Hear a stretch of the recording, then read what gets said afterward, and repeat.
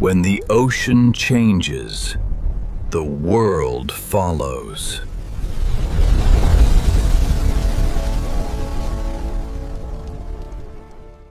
Imagine waking up to temperatures so extreme that entire cities become dangerous to live in.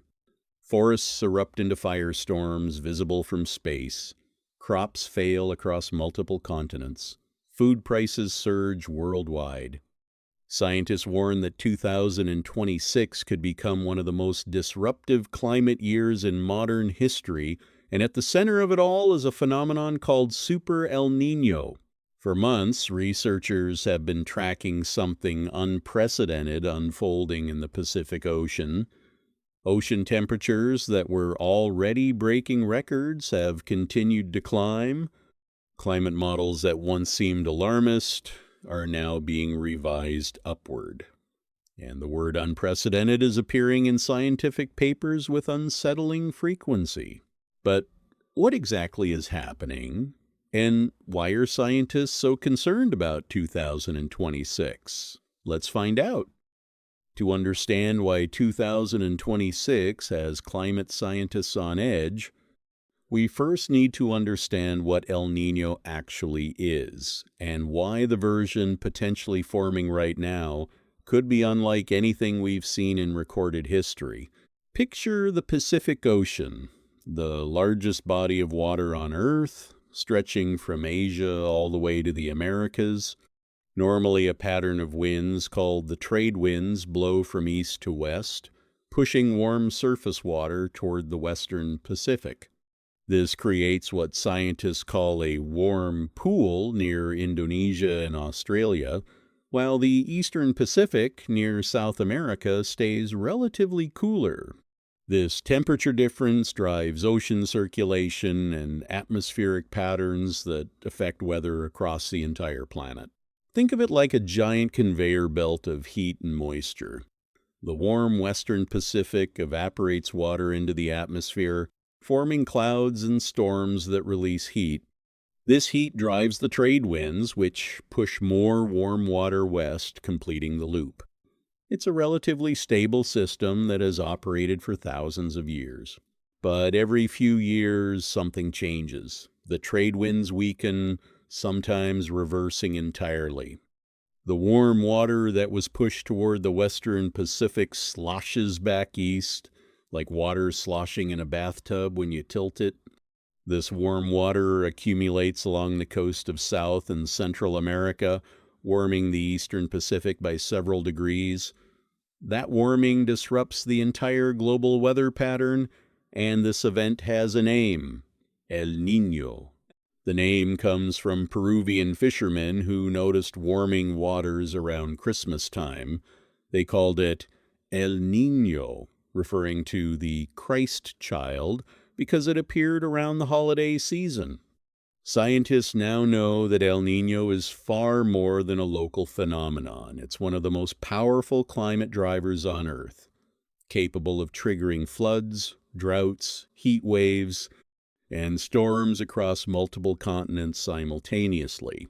Most El Niño events are significant. They can cause coral bleaching on a massive scale, crop failures in some regions while flooding in others, and economic losses measured in billions of dollars. The 1997 to 98 El Niño, one of the strongest on record, produced flooding that displaced millions of people and caused an estimated $23 billion in damages worldwide. But what scientists are watching unfold now may be something far more powerful. They call it Super El Niño, a rare, extreme version of the phenomenon that occurs perhaps once every few decades. And the conditions developing in the Pacific suggest 2026 could see one of the most powerful El Niño events ever recorded. Normally, El Niño is disruptive enough, but scientists believe the conditions developing for 2026 may be something far more powerful. The key to understanding why 2026 has researchers so worried lies in the ocean temperatures. In 2023 and 2024, sea surface temperatures across the globe reached record levels. The Pacific, Atlantic, and Indian Oceans all experienced unprecedented warmth. While some of this can be attributed to natural variability, the underlying trend is unmistakable. Climate change is raising the baseline temperature of Earth's oceans. This matters because El Niño draws its energy from warm water. The warmer the Pacific becomes, the more powerful an El Niño event can be. And today, the world's oceans are warmer than at any point in recorded history. In 2024, scientists noticed something concerning. The eastern Pacific, which normally remains relatively cool, began warming faster than expected. Temperatures in the critical Niño 3.4 region rose well above average, suggesting conditions that could support a much stronger El Niño than previously forecast. Climate models have responded accordingly. Early projections pointed toward a moderate event, but more recent simulations indicate the possibility of an El Niño comparable to the powerful events of 1997–98 and 2015–16. The difference is that this time, the planet is already significantly warmer. That higher baseline could amplify many of the impacts. One of the greatest concerns is extreme heat. A phenomenon known as a heat dome occurs when a large high-pressure system traps hot air near the ground. As the air sinks, it compresses and warms, preventing cooler air from moving into the region. The result can be days or even weeks of dangerous temperatures. Recent years have shown how destructive these events can become. In 2021, a heat dome over the Pacific Northwest shattered temperature records and caused widespread disruptions. Similar extreme heat events have since appeared across Europe, Asia, and North America. A powerful El Niño could increase the likelihood and intensity of these conditions in some regions. Combined with long-term global warming, heat waves could become more severe, last longer, and affect larger populations. The consequences extend far beyond discomfort. Extreme heat places enormous strain on power grids, damages infrastructure, reduces agricultural productivity, and increases the risk of heat-related illness and death. And when landscapes become hotter and drier, another threat begins to emerge. Wildfires are becoming larger, more frequent, and more destructive across many parts of the world. Rising temperatures, dry vegetation, extend fire seasons, and create conditions where small sparks can rapidly become massive disasters.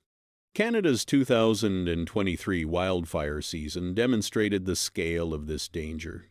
Millions of acres burned, and smoke spread thousands of miles across North America, affecting air quality for millions of people.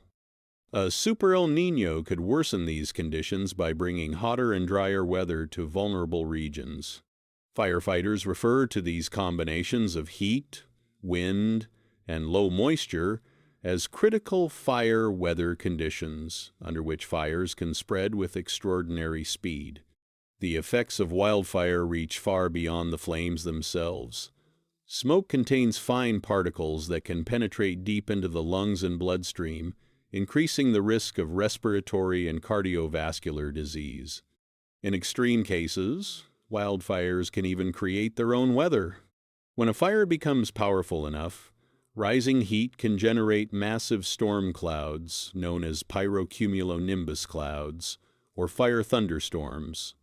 These storms can produce strong winds and lightning that ignite new fires far from the original blaze. Scientists have observed these events with increasing frequency in recent years, raising concerns that they may become more common in a warmer climate. The impacts of a major El Niño would not stop with heat and fire. Agriculture around the world is highly sensitive to changes in temperature and rainfall. Some regions could face severe drought, while others experience flooding. Crops exposed to prolonged heat may produce lower yields, and water shortages can further reduce agricultural output. History shows that strong El Niño events often disrupt food production across multiple continents. When harvests decline, food prices rise, affecting both local economies and global markets. For vulnerable communities, even modest increases in food costs can have serious consequences. In some regions, food insecurity may worsen significantly following prolonged droughts or crop failures. Economic impacts extend beyond agriculture. Natural disasters increase insurance losses, damage infrastructure, disrupt businesses, and place additional pressure on governments and emergency services. As climate risks continue to rise, insurers, investors, and policymakers are increasingly reassessing how communities prepare for future extremes. So what happens next? Scientists continue to monitor the Pacific Ocean using satellites, weather stations, and ocean buoys. While uncertainty remains, many researchers agree that the possibility of a significant El Niño event deserves close attention. Preparation will be critical. Governments can strengthen emergency response systems, improve forecasting capabilities, protect vulnerable populations, and invest in more resilient infrastructure. The story of El Niño is ultimately a reminder of how interconnected our planet has become. A change in Pacific Ocean temperatures can influence weather patterns across continents, affecting everything from rainfall and agriculture to wildfires and public health. If a powerful El Niño develops in 2026, it will not be just a regional event. Its effects could be felt around the world. Whether those impacts become a global crisis or a manageable challenge will depend largely on how well societies prepare for what may be coming. The science gives us a warning. What happens next depends on how we respond. And that's all for today's video. If you enjoyed learning about how El Niño shapes our planet, don't forget to like, subscribe, and stay curious, because understanding our world is the first step toward preparing for its future. Thanks for watching, and I'll see you in the next video.